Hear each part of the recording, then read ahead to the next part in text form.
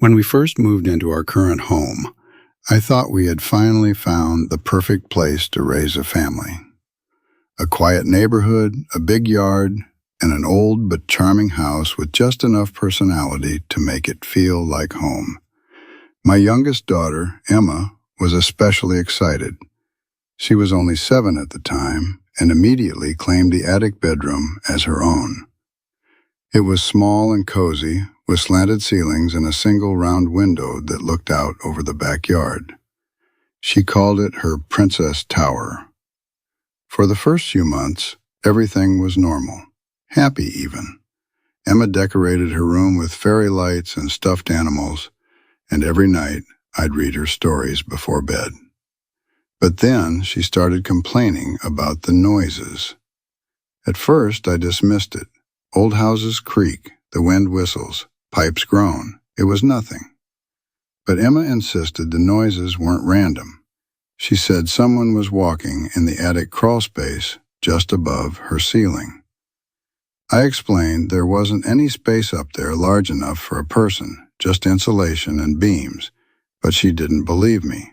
She'd say things like, "He walks when you're downstairs," or "He doesn't like when the lights are on." I thought it was just imagination. Maybe she was nervous about the move, or maybe she had picked up something from a book or TV.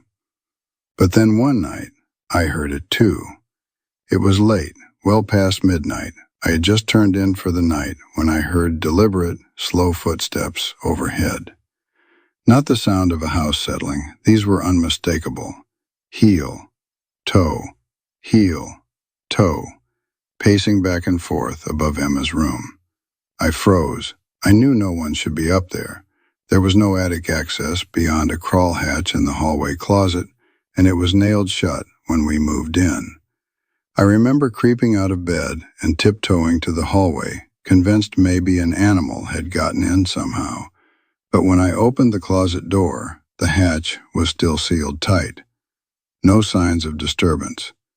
I stood there, staring at it, the footsteps still faintly echoing above me, until they just stopped. The next morning, Emma looked pale.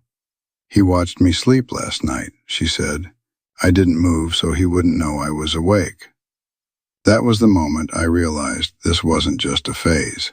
I installed a baby monitor in her room that afternoon, not because I thought it would help, but because I needed to prove to myself that nothing strange was happening. That night, I stayed up, eyes glued to the screen on my nightstand. Hours passed. Nothing.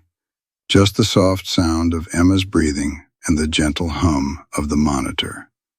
Until around 3 a.m., the screen went black for a second, just a flicker. Then it came back, but the image was different. Emma was still in bed, but she wasn't alone.